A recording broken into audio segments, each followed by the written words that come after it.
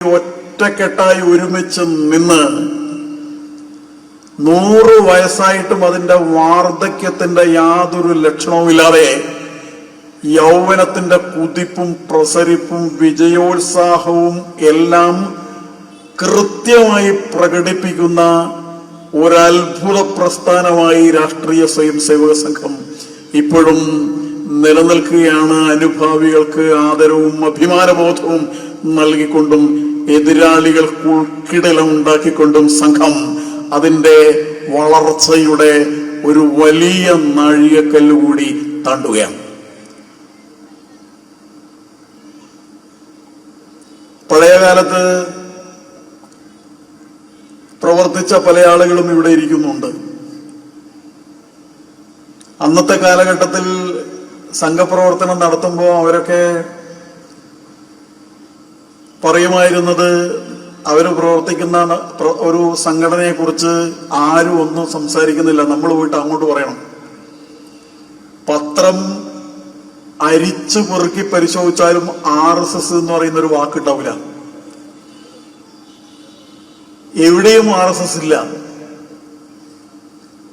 അപ്പൊ അന്നവര് വിചാരിക്കുമായിരുന്നു പോലും സംഘത്തിനെ ചീത്ത പറയാനെങ്കിലും ആരെങ്കിലും എന്തെങ്കിലും ഒന്ന് അച്ചടിച്ച് RSS എന്ന് വായിക്കാൻ കഴിയണമായിരുന്നു പത്രങ്ങളിൽ നിന്ന്. അന്ന് ചാനലൊന്നും ഇല്ലല്ലോ. അങ്ങനെ RSS എന്ന് പറയുന്നത് അവഗണനയുടെ പരകോടിയിൽ തള്ളിയിരുന്ന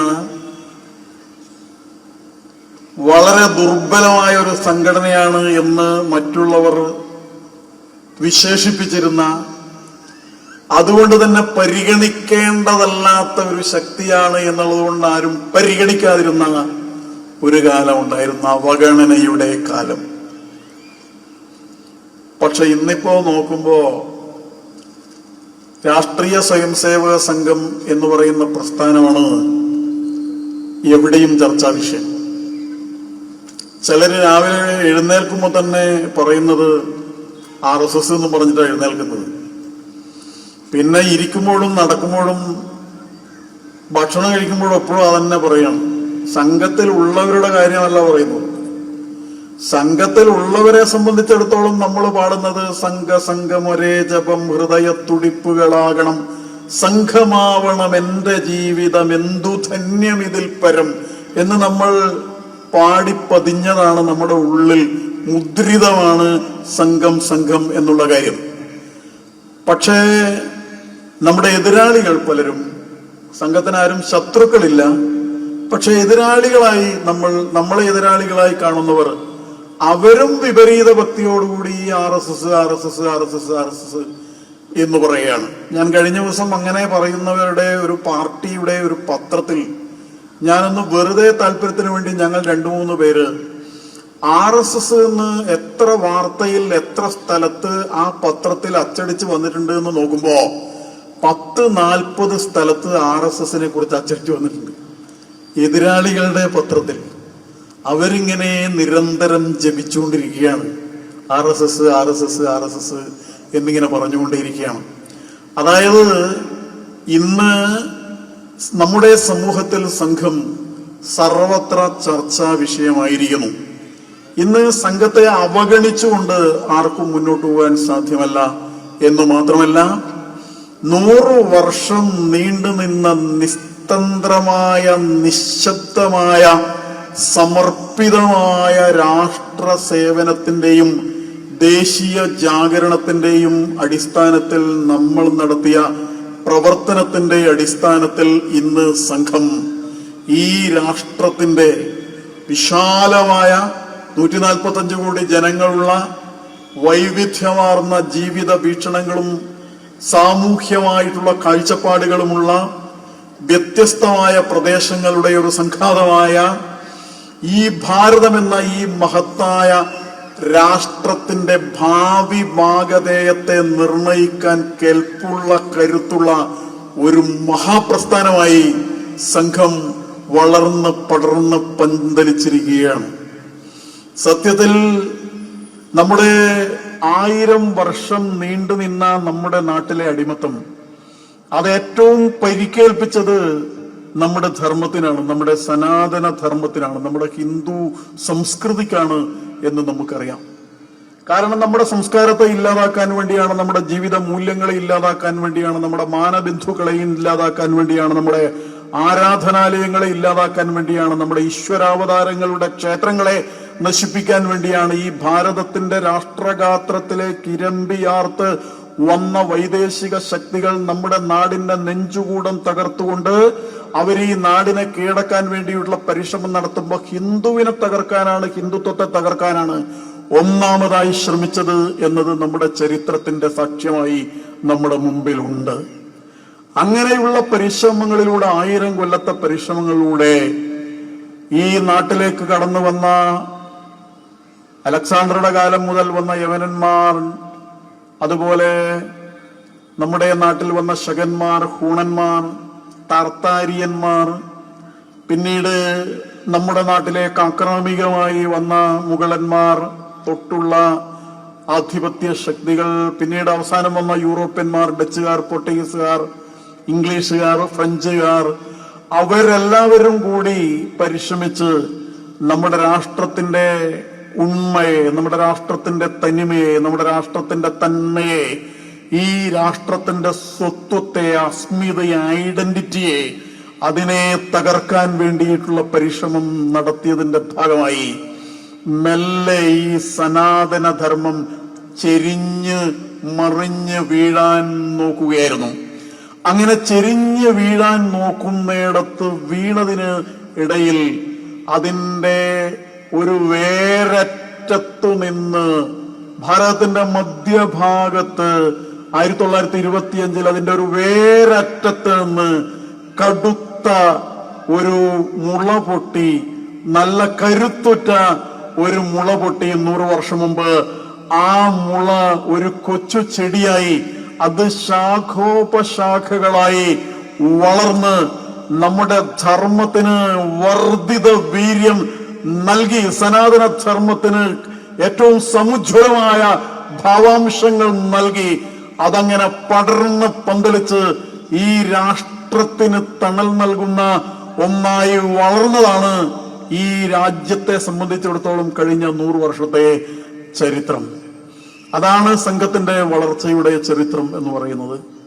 നിശ്ചയമായും അത് നമ്മുടെ സാമൂഹ്യ ജീവിതത്തിന്റെ എല്ലാ മേഖലകളിലേക്കും അത് എത്തിയിരിക്കുകയാണ്.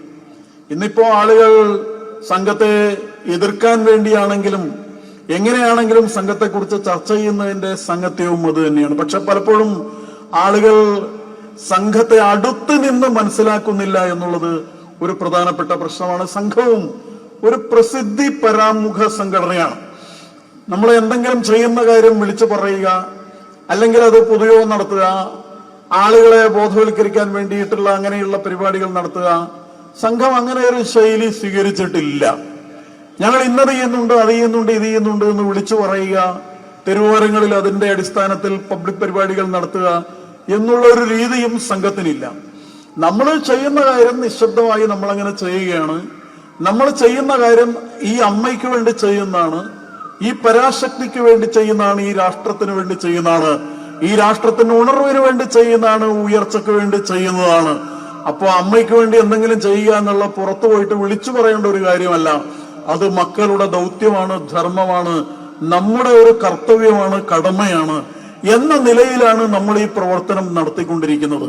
അതുകൊണ്ട് നമ്മൾ ഈ നാടിന്റെ അടിസ്ഥാനപരമായ പ്രശ്നം എന്താണെന്ന് മനസ്സിലാക്കിയിട്ടാണ് നമ്മളെ സംഘത്തിന്റെ രൂപീകരണം നടന്നത് എന്ന ഉറച്ച വിശ്വാസത്തോടുകൂടി നമ്മൾ ആത്യന്തികമായ പരിഹാരം ഈ സംഘടിത സമാജം ഉണ്ടാക്കുക എന്നുള്ളതാണ്. നമ്മുടെ സമാജത്തിന്റെ, ഹിന്ദു സമാജത്തിന്റെ അനൈക്യമാണ്.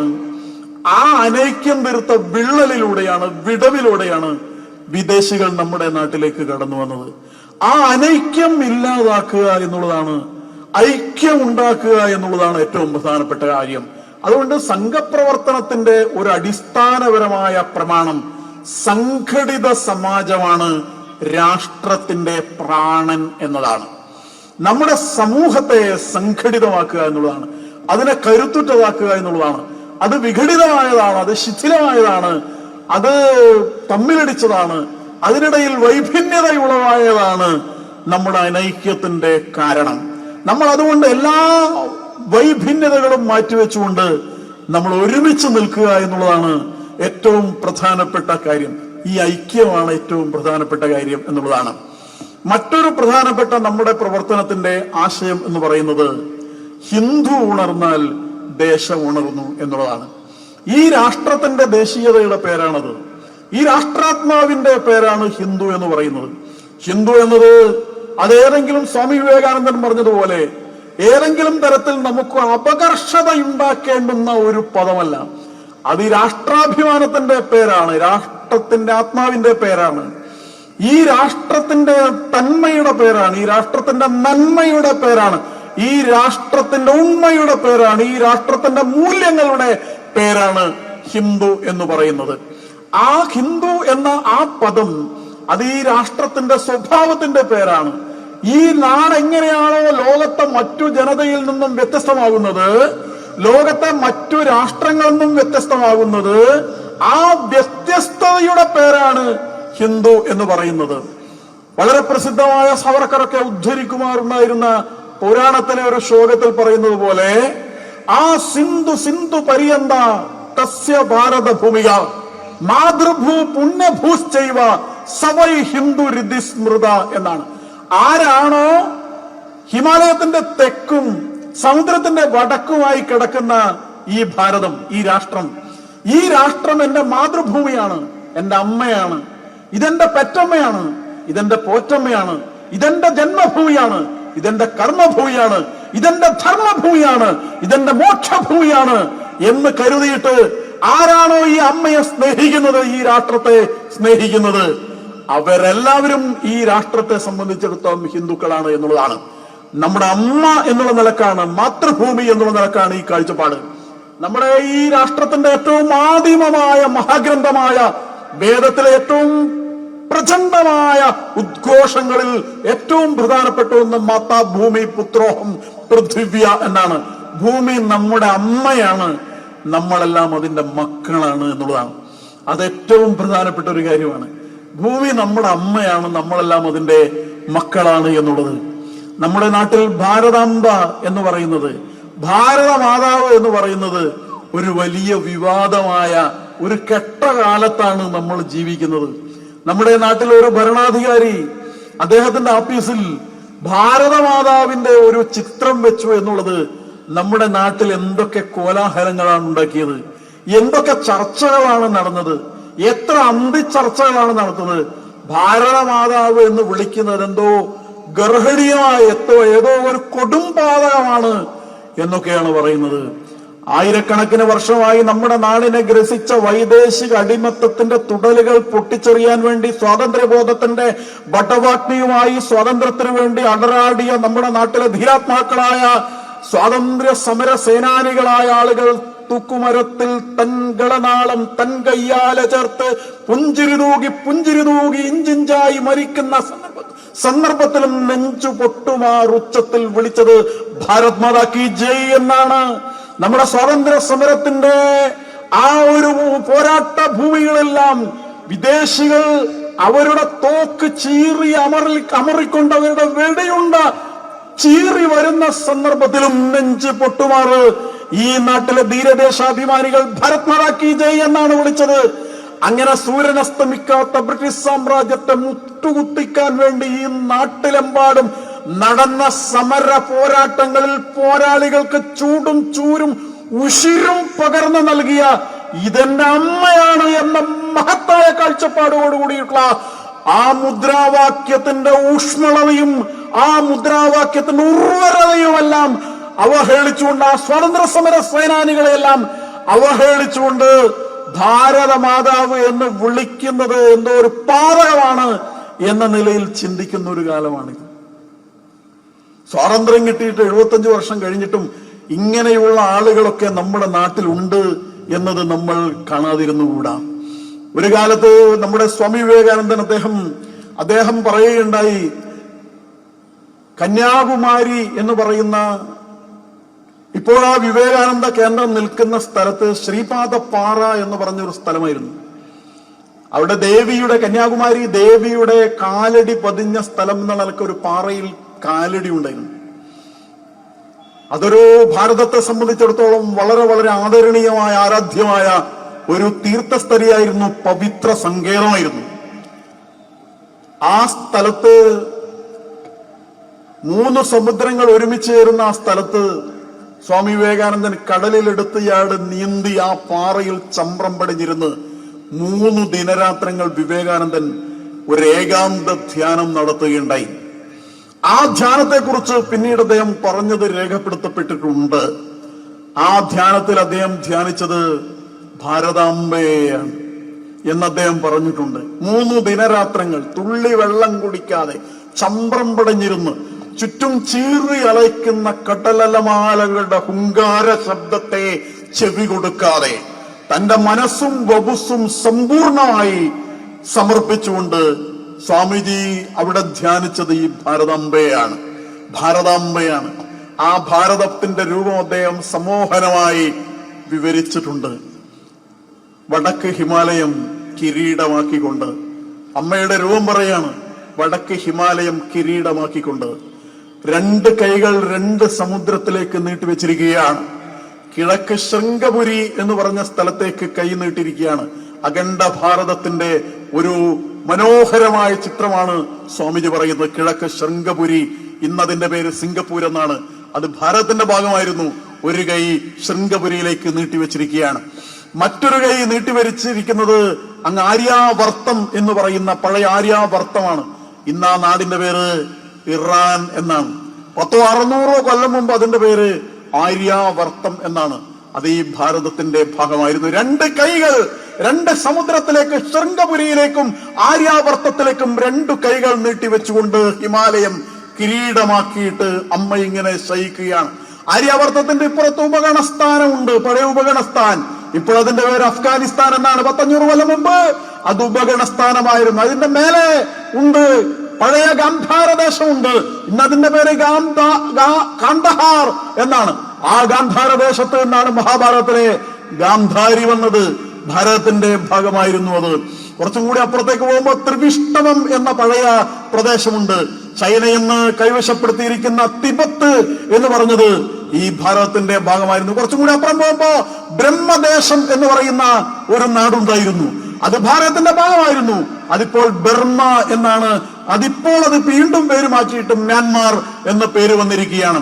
ആ 47 ആഗസ്റ്റ് 15 വരെ നമ്മുടെ ഭാരതത്തിന്റെ അഖണ്ഡ ഭാഗമായിരുന്ന പാകിസ്ഥാനും ബംഗ്ലാദേശും ഉൾപ്പെടെയുള്ള ഭാഗം. അങ്ങനെ നമ്മുടെ അമ്മയുടെ മനോഹരമായ ആ ഗാത്രം, 2 കൈകൾ 2 സമുദ്രത്തിലേക്ക് നീട്ടിയിട്ട് ശിരസ് ഹിമാലയമാക്കിക്കൊണ്ട്, കിരീടം ഹിമാലയമാക്കിക്കൊണ്ട് അമ്മ 2 കാലും 3 സമുദ്രങ്ങൾ ഒരുമിച്ച് ചേരുന്ന കന്യാകുമാരിയിലേക്ക് 2 കാലും നീട്ടിക്കൊണ്ട് അമ്മ ഇങ്ങനെ ശയിക്കുമ്പോൾ ആ മാതാവിന്റെ തൃച്ചേവടികൾ രവീന്ദ്രനാഥ ടാഗോർ പറഞ്ഞ പോലെ നീല സിന്ധുജല ദൗത ചരണതല എന്ന് വിശേഷിപ്പിച്ച ആ അമ്മയുടെ പാതാര ബിന്ദങ്ങളിൽ 3 സമുദ്രങ്ങളിലെ തിരമാലകളുടെ സ്വച്ഛന്ത ജലം വന്ന് തഴുകുന്ന ആ കാരടിക്ക് തൊട്ടു താഴെയായി ഒരു താമര വിടർന്നു നിൽക്കുന്നത് പോലെ ശ്രീലങ്കയുമുള്ള രാഷ്ട്രത്തെ കുറിച്ചുള്ള ഒരു മനോഹരമായ ദൃശ്യം മനസ്സിൽ അങ്കുരിപ്പിച്ചുകൊണ്ടാണ് വിവേകാനന്ദൻ തപസ് ചെയ്ത്. അതായിരുന്നു ഭാരതം.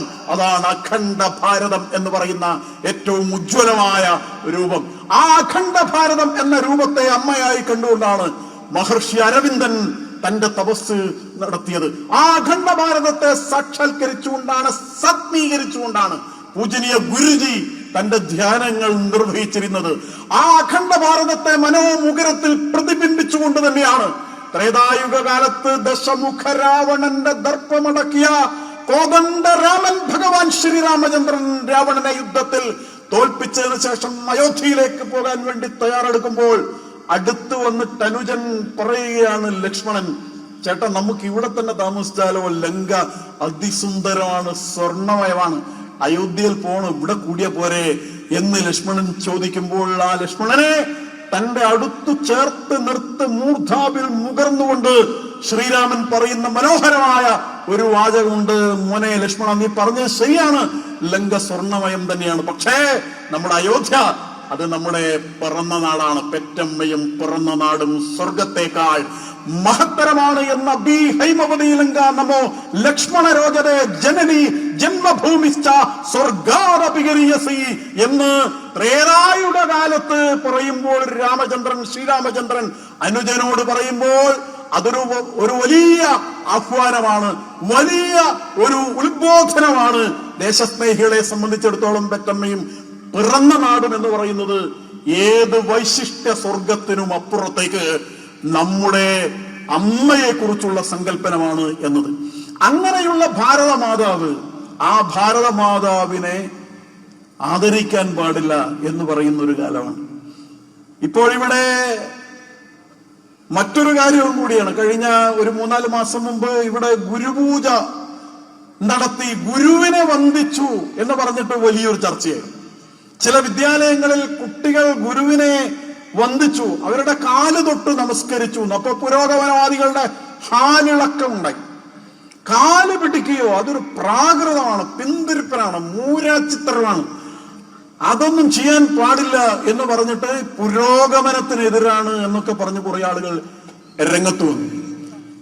അങ്ങനെ ഇതൊക്കെ ഈ സംസ്കൃതിയുമായി ബന്ധപ്പെട്ടത് ആചരിക്കുന്നതൊക്കെ അതൊക്കെ വളരെ മോശമാണ് എന്ന നിലയിലാണ് പ്രചരണം. വിജയദശമി എന്ന് പറയുന്നത് ആയിരക്കണക്കിന് വർഷമായി നമ്മുടെ നാട് ആചരിക്കുന്ന ഒന്നാണ്. വിജയദശമിയുമായി ബന്ധപ്പെട്ട കാര്യം, മഹിഷാസുരന്റെ കഥയൊക്കെ നമ്മൾ കേട്ടിട്ടുണ്ട്. ധർമ്മത്തിന്റെ വിജയമാണ് ആത്യന്തികമായി വിജയദശമി എന്ന് നമ്മൾ പറയും. പക്ഷെ ഏറ്റവും പ്രധാനപ്പെട്ട ഒരു കാര്യം, പഴയ കാലത്ത് ധർമ്മവും അധർമ്മവും ഏറ്റുമുട്ടുന്ന സമയത്ത് ധർമ്മം മാത്രമല്ല ജയിച്ചിരുന്നത്, അധർമ്മവും പലപ്പോഴും ജയിച്ചിരുന്നു എന്ന് നമ്മൾ കാണേണ്ടതുണ്ട്. അധർമ്മം ജയിക്കുമോ ധർമ്മം ജയിക്കുന്നോ എന്നുള്ളതല്ല പ്രശ്നം. കാരണം നടക്കുന്ന യുദ്ധമാണ്. ധർമ്മത്തിന്റെ പക്ഷമാണെന്നുള്ളത് കൊണ്ട് മാത്രം ജയിക്കണമെന്നില്ല. ദേവന്മാർ തോറ്റിട്ടുണ്ട്, അസുരന്മാർ ജയിച്ചിട്ടുണ്ട്. അത്തരമൊരു സന്ദർഭമായിരുന്നു അത്. മഹിഷാസുരൻ എന്ന് പറയുന്ന അസുരൻ, ആ അസുരൻ അയാള് വരബലം കൊണ്ട് കരബലം കൊണ്ട് 3 ലോകങ്ങളും കീഴടക്കി. അയാൾ ഒറ്റക്ക് മാത്രമായിരുന്നു. അയാൾ ആ ഒരു അതിസാഹസികനായ പക്ഷെ നിപുണനായ ഒരു ഭരണാധികാരിയായിരുന്നു. അദ്ദേഹത്തിന്റെ മന്ത്രിസഭയെ കുറിച്ചൊക്കെ ദേവി ഭാഗവത്തിൽ പറഞ്ഞത് കേട്ടാൽ വായിച്ചാൽ അത്ഭുതം തോന്നിപ്പോകും. അദ്ദേഹത്തിന്റെ പ്രധാനമന്ത്രി ബിഡാൽ എന്ന് പറയുന്ന പ്രധാനമന്ത്രി, അദ്ദേഹത്തിന്റെ താമ്രൻ എന്ന് പറയുന്ന ധനകാര്യമന്ത്രി, ആ ധനകാര്യമന്ത്രി ഉജ്ജ്വലനായ ഒരു ധനകാര്യ വിദഗ്ധനായിരുന്നു. അദ്ദേഹത്തിന്റെ പ്രതിരോധ മന്ത്രി കരുത്തനായ ഒരാളായിരുന്നു, പ്രതിരോധ വിദഗ്ധനായിരുന്നു. അദ്ദേഹത്തിന്റെ വിദ്യാഭ്യാസ മന്ത്രി ശുക്രാചാര്യനായിരുന്നു. അദ്ദേഹത്തിന്റെ മന്ത്രിമാർ ഓരോരുത്തരും കരുത്തരായിരുന്നു, കഴിവുറ്റവരായിരുന്നു. അങ്ങനെ ഒരു ടീം ഉണ്ടായിരുന്നു. ആ ടീമിന്റെ ഒരു ലീഡറായിരുന്നു മഹിഷാസുരൻ എന്ന് പറയുന്നത്. അങ്ങനെ ഒരു ഏകഛത്രാധിപതിയല്ല, ഒരു അദ്ദേഹത്തിന്റെ ഒരു ചുറ്റുമുള്ള ആളുകളും കരുത്തന്മാരായ ആളുകളായിരുന്നു എന്നാണ്. അപ്പൊ ഒരു യുദ്ധം എന്ന് പറയുന്നത്, ആ യുദ്ധം എങ്ങനെയാണ് ജയിക്കുന്നത്? ഇപ്പോഴും യുദ്ധങ്ങൾ നടക്കുന്നുണ്ട്.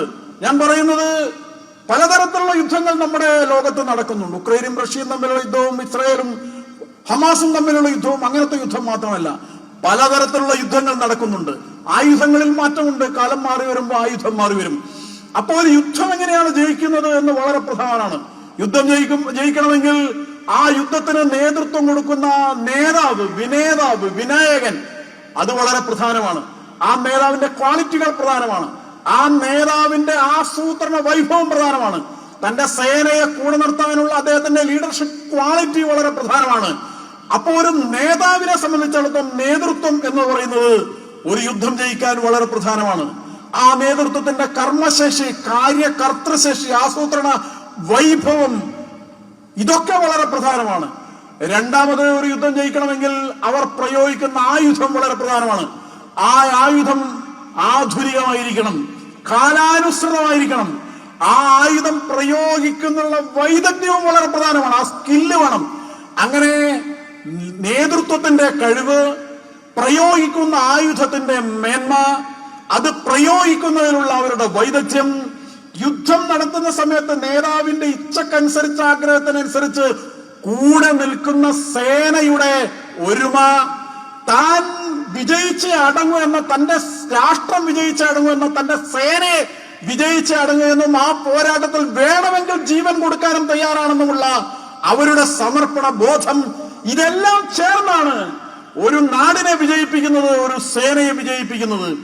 അത്തരം കാര്യം ചെയ്യുന്നത് അധർമ്മികളായിട്ടുള്ള ആളുകളാണെങ്കിൽ അവർക്ക് നല്ലൊരു നേതാവുണ്ട്, സേനയുണ്ട്, ആയുധമുണ്ട്, അത് പ്രയോഗിക്കാനുള്ള കഴിവ് അവർക്കുണ്ട്, അത് പ്രയോഗിക്കുന്നതിൽ ശേഷിയും ശേഷയും ഉശിരുമുള്ള സേനയും അവർക്കുണ്ടെങ്കിൽ അവര് ജയിക്കും. അധർമ്മിയായതുകൊണ്ട് അവർ ജയിക്കില്ലെന്ന് പറയാൻ പറ്റില്ല. ധർമ്മത്തിന്റെ പക്ഷത്താണ് ഇതുള്ളതെങ്കിൽ അവർ ജയിക്കും. പക്ഷെ ധർമ്മത്തിന്റെ പക്ഷത്ത് ആ സമയത്ത് ശൈഥില്യമായിരുന്നു, അവർക്ക് ഒരുമയുണ്ടായിരുന്നില്ല, അതുകൊണ്ട് അവർ തോറ്റു. അവർ വെവ്വേറെയാണ് പോരാടിയത്, അതുകൊണ്ട് തോറ്റു. എതിരാളിയെ കുറിച്ച് അവർ പഠിച്ചില്ല, അതുകൊണ്ട് അവർ തോറ്റു. എതിരാളിക്ക് ഒരു വരമുണ്ടായിരുന്നു എന്ന കാര്യം അവർ അറിഞ്ഞില്ല. അവസാനം മഹാവിഷ്ണുവാണ് അത് കണ്ടുപിടിച്ച് പറഞ്ഞു കൊടുത്തത്. മഹിഷാസുരനെ ഒരു പുരുഷന് കൊല്ലാൻ കഴിയില്ല. അതായിരുന്നു ആ യുദ്ധത്തിന്റെ ഏറ്റവും പ്രധാനപ്പെട്ട ഒരു ട്വിസ്റ്റായി മാറിയത്. ആ കണ്ടുപിടുത്തമാണ്. ബ്രഹ്മാവ് പണ്ടൊരു വരം കൊടുത്തിട്ടുണ്ട്, ദേവന്മാരത് മറന്നുപോയിരുന്നു. ഒരു പുരുഷന് കൊല്ലാൻ കഴിയില്ല മഹിഷാസുരനെ എന്ന്. അപ്പൊ അവർക്ക് തീരുമാനമെടുക്കേണ്ടി വന്നു, അവർക്ക് ചിന്തിക്കേണ്ടി വന്നു. മഹാവിഷ്ണുവും ദേവന്മാരെല്ലാവരും കൂടി ഒരുമിച്ച് കൂടി അവർ തീരുമാനിച്ചു, നമുക്ക് ഒരു സ്ത്രീയെ, ഒരു ദേവിയെ നമുക്ക് ഇവിടെ ഇപ്പോൾ സൃഷ്ടിക്കേണ്ടതുണ്ട്. അതുകൊണ്ട് എല്ലാ ദേവന്മാരും അവരുടെ കരുത്ത്, അവരുടെ ശക്തി, ആ ശക്തിയുടെ ഒരംശം ദാനം ചെയ്യുകയാണ്. ആ ശക്തിയുടെ അംശത്തെ ദാനം ചെയ്തപ്പോ അതൊരു സംഹാരകാര്യ ശക്തിയായി മാറുകയാണ്. അതൊരു കലക്റ്റീവായിട്ടുള്ള ഒരു ശക്തിയായിട്ട് മാറുകയാണ്, സമർപ്പിത ശക്തിയായി മാറുകയാണ്. ആ ശക്തി വളർന്ന് സാകാര രൂപം കൊണ്ട് ചക്രസ്വാള സീമയോളം അത് ഉയർന്ന് വളർന്ന് പൊങ്ങിയപ്പോഴാണ് ദുഷ്ടേന ഇത് നിഗ്രഹ എന്ന് പറയുന്ന ദുർഗയായി അത് രൂപാന്തരം പ്രാപിക്കുന്നത്. ആ ദുർഗയുടെ 10 കൈകളിലും എല്ലാ ദേവന്മാരും അവരവരുടെ ആയുധത്തിന്റെ കരുത്തിന്റെ അംശം സംഭാവന ചെയ്തപ്പോ അധുനാധുനമായ ആയുധങ്ങൾ ദേവിയുടെ കരങ്ങളിലെല്ലാം വരുമ്പോ ദശമുഖ പ്രഹരിണിയായിട്ട് അവൾ മാറുകയാണ്. 10 കൈകളിലും ആയുധമുള്ളവളായിട്ട് അവൾ മാറുകയാണ്. അങ്ങനെ ദുർഗ എല്ലാ ആയുധങ്ങളുള്ളവളായി, എല്ലാ കരുത്തുമുള്ളവരുമായി മാറി എന്ന് പറയുന്ന കഥ. ആ കഥയിൽ ഒരു സന്ദേശമുണ്ട്. ആ സന്ദേശം എന്താണ്? ചിതറിക്കിടക്കുന്ന നന്മയെ, ചിതറിക്കിടക്കുന്ന ഐശ്വര്യത്തെ, ചിതറിക്കിടക്കുന്ന കരുത്തിനെ, ആ കരുത്തിനെ സമാഹരിക്കുന്ന സമയത്താണ് ഏറ്റവും വലിയ ശക്തി ഉണ്ടാവുക. അതാണ് ഐക്യം. അങ്ങനെ ഒരുമിപ്പിക്കുന്ന സമയത്താണ് വിജയം ഉണ്ടാവുക. ആ വിജയമാണ്, ആ ഒരുമയുടെ പെരുമയാണ് വിജയത്തിന്റെ അടിസ്ഥാനമെന്ന ആ കാഴ്ചപ്പാടാണ് വിജയദശമിയുടെ അടിസ്ഥാനം. ആ വിജയദശമി ദിവസം തന്നെയാണ് ഇതേ കാഴ്ചപ്പാടോടുകൂടി രാഷ്ട്രീയ സ്വയം സേവക സംഘം രൂപം കൊണ്ടത് എന്നത് ഏറ്റവും ചരിത്രത്തിലെ ഒരു കാവ്യനീതി എന്നൊക്കെ പറയാൻ പറ്റുന്ന രീതിയിലുള്ള ഈ ഐതിഹ്യത്തിന്റെ അന്തരാർത്ഥവും സംഘപ്രവർത്തനത്തിന്റെയും സംഘലക്ഷ്യത്തിന്റെയും അന്തരാർത്ഥവും എന്ന് പറഞ്ഞാൽ അക്ഷരവും അർത്ഥവും പോലെ യോജിച്ചു നിൽക്കുകയാണ്. സംഘടിത സമാജമാണ് രാഷ്ട്രത്തിന്റെ പ്രാണൻ എന്ന് പറയുന്ന ഒരു കാഴ്ചപ്പാട്. ആ കാഴ്ചപ്പാടനുസരിച്ചാണ് അത് വരുന്നത്. അതുകൊണ്ട് തന്നെ നമ്മുടെ മൂല്യങ്ങളെയെല്ലാം ഇല്ലാതാക്കാൻ ശ്രമിക്കുന്ന ഒരു കാലവും കൂടിയാണ്. സംഘം വളരുന്നു, നമ്മുടെ സമാജം ശക്തിപ്പെടുന്നു എന്നുള്ളതൊക്കെ ശരിയാണ്, പഴയ കാലമല്ല. സംഘരൂപീകരണത്തിന് കാരണമായ ഒരുപാട് സംഭവങ്ങൾ അന്ന് ഉണ്ടായിട്ടുണ്ട്. അതിലൊന്നൊരു പക്ഷേ നമ്മുടെ കേരളത്തിൽ നടന്നൊരു സംഭവമാണ്. അത് മലബാറിൽ നടന്നൊരു സംഭവമാണ്. 1921 ആ ലഹള നടക്കുന്നത്. ആ ലഹള എന്തായിരുന്നു കാരണം? ആ ലഹളക്ക് കാരണം ഈ നാടുമായി ബന്ധപ്പെട്ട ഒരു കാര്യവുമായിരുന്നില്ല. ആ ലഹളയ്ക്ക് കാരണമായിട്ടുള്ള ഖിലാഫത്ത് കലാപത്തിന് കാരണമായത് അത് തുർക്കിയിൽ നടന്നൊരു സംഭവമായിരുന്നു. ആ തുർക്കിയിലെ ഖാലിഫയെ ബ്രിട്ടീഷുകാർ പുറത്താക്കുന്നു. ആ പുറത്താക്കാൻ വേണ്ടി അവിടെ ഒരു പ്രക്ഷോഭം നടന്നിരുന്നു. ആ പ്രക്ഷോഭം നടത്തിയത് മുസ്ലിങ്ങൾ തന്നെയാണ്. മുസ്തഫ കമാൽ പാഷ എന്ന് പറയുന്ന അവിടുത്തെ യുവ നേതാവിന്റെ നേതൃത്വത്തിൽ മുസ്ലിങ്ങൾ, യുവാക്കൾ, പുനരുത്ഥാനവാദികൾ, നവോത്ഥാനവാദികൾ അവിടെ ഒരു പ്രക്ഷോഭം നടത്തുകയാണ്. ആ പ്രക്ഷോഭം നടത്തിയിട്ട് ഖലീഫയെ അവിടുന്ന് പുറത്താക്കുകയാണ്, സ്ഥാനഭ്രഷ്ടനാക്കുകയാണ്. ബ്രിട്ടീഷുകാരുടെ സഹായത്തോടു കൂടിയാണ് ചെയ്തത്. അപ്പൊ മുസ്ലിങ്ങൾ ആ ഖലീഫയെ പുനഃസ്ഥാപിക്കാൻ വേണ്ടിയിട്ട് ഖിലാഫത്ത് എന്ന് പറയുന്ന ഒരു ആഹ്വാനം പുറപ്പെടുവിക്കുകയാണ്. അങ്ങനെ ലോകം മുഴുവനുള്ള മുസ്ലിങ്ങൾ ബ്രിട്ടീഷുകാർക്കെതിരായിട്ട് പോരാടണമെന്ന് പറഞ്ഞിട്ട് ഖിലാഫത്ത് ആരംഭിക്കുകയാണ്. നമ്മുടെ രാജ്യവുമായി ബന്ധപ്പെട്ട ഒരു കാര്യമൊന്നുമില്ല ഇവിടെ. പക്ഷേ നമ്മുടെ നാട്ടിൽ ആ ഖിലാഫത്ത് എന്ന് പറയുന്നത് നമ്മുടെ അന്നത്തെ ദേശീയ പ്രസ്ഥാനമായ ഇന്ത്യൻ നാഷണൽ കോൺഗ്രസ് ഏറ്റെടുക്കുകയാണ്. അങ്ങനെ ഏറ്റെടുത്ത് അതിന്റെ ചരിത്രവശങ്ങളിലേക്കൊന്നും ഞാൻ പോകുന്നില്ല. നമ്മുടെ ഈ മലബാറിൽ, വിശേഷിച്ച് മലപ്പുറം ജില്ലയിലും മറ്റും കോഴിക്കോട് ആ മലപ്പുറത്തോട് ചേർന്ന ഭാഗത്തെല്ലാം അതിന്ന് കോഴിക്കോടിന്റെ ഭാഗമായിരുന്നു മലപ്പുറം എന്ന് പറയുന്ന പ്രദേശമൊക്കെ, ഏറനാട് താലൂക്ക്, വള്ളുവനാട് താലൂക്ക് എന്നൊക്കെ പറയുന്ന ആ പ്രദേശങ്ങളൊക്കെ. ആ പ്രദേശങ്ങളിൽ ഖിലാഫത്ത് പ്രസ്ഥാനം ആർക്കെതിരായിട്ടാണ്? ബ്രിട്ടീഷുകാർക്കെതിരായിട്ടാണ്. എന്താണ് ഉദ്ദേശം? തുർക്കിയിലെ ഖലീഫയുടെ സ്ഥാനം പുനഃസ്ഥാപിക്കാനും. പക്ഷേ ഈ പ്രദേശങ്ങളിൽ അതൊരു കലാപമായി മാറി. ആ കലാപം ബ്രിട്ടീഷുകാർക്കെതിരായിട്ടല്ല വന്നത്, ഈ നാട്ടിലെ ഹിന്ദുക്കൾക്കെതിരായിട്ടുള്ള കലാപമായിട്ട് മാറി. അതാണ് മാപ്പിള ലഹള എന്ന് പറയുന്ന കലാപം. 1921 നടന്ന സംഭവം. 10,000-ലധികം ആളുകൾ കൊല്ലപ്പെട്ട സംഭവമാണ്. 10,000-കണക്കിന് ആളുകൾ ഭവനരഹിതരായ സംഭവമാണ്. വീടുകൾ തകർക്കപ്പെട്ട് കത്തി നശിപ്പിക്കപ്പെട്ട സംഭവമാണ്. 50,000 ആളുകൾ അവിടുന്ന് അഭയാർത്ഥികളായി പല ഭാഗത്തേക്കും പോകേണ്ടി വന്ന സംഭവമാണ്. 50,000-ലധികം ആളുകൾ മതപരിവർത്തനം ചെയ്യപ്പെട്ട സംഭവമാണ് മാപ്പിള ലഹള എന്ന് പറയുന്നത്. 1 കൊല്ലത്തോളം നീണ്ടു നിന്ന സംഭവമാണ്. അപ്പൊ അന്ന് ഈ സംഭവങ്ങളൊക്കെ നടക്കുന്ന സമയത്ത് ഹാലടക്കം നടത്തിയ ആളുകൾ, വർഗീയവാദികൾ ഇതൊക്കെ നടത്തുന്ന സന്ദർഭത്തിൽ പക്ഷെ അന്നത്തെ ഹിന്ദു സമൂഹത്തിന് അവർക്ക് ഈ വിധിയെല്ലാം ഏറ്റുവാങ്ങാൻ മാത്രമേ സാധിച്ചിരുന്നുള്ളൂ. മരിക്കാനും അതുപോലെ തന്നെ ജീവനുണ്ടെങ്കിൽ പലായനം ചെയ്യാനും മാത്രമേ സാധിച്ചിരുന്നുള്ളൂ എന്ന കാര്യം അന്ന് അഖില ഭാരതീയ തലത്തിൽ വലിയ ചർച്ചയായി. മഹാത്മാഗാന്ധിജിയൊക്കെ വളരെ വേദനയോടുകൂടി അതിനെക്കുറിച്ച് എഴുതിയ കാര്യമൊക്കെ ഉണ്ട്. അംബേദ്കർ അതിശക്തമായി ഈ മാപ്പിളകളെ നിശിതമായി വിമർശിച്ചു. രാഷ്ട്ര നേതാക്കളെല്ലാം ഇതിനെ അതിനിശിതമായി വിമർശിച്ചു. അങ്ങനെ വലിയൊരു ചർച്ചാ വിഷയമായിട്ട് 1921 മാപ്പിളലഹള മാറി. എന്തുകൊണ്ടാണ് ഇങ്ങനെ ഒരു സംഭവം ഉണ്ടാകുന്നത് എന്നതിനെ കുറിച്ചുള്ള ചിന്തയും ചർച്ചയും ഉണ്ടായപ്പോ, കോൺഗ്രസിനുള്ളിലും അത് വലിയൊരു ചർച്ചയായി മാറിയപ്പോ, കോൺഗ്രസിലെ ദേശീയവാദികളായ ആളുകളെ സംബന്ധിച്ചിടത്തോളം അതൊരു വലിയ പാഠമായി മാറി.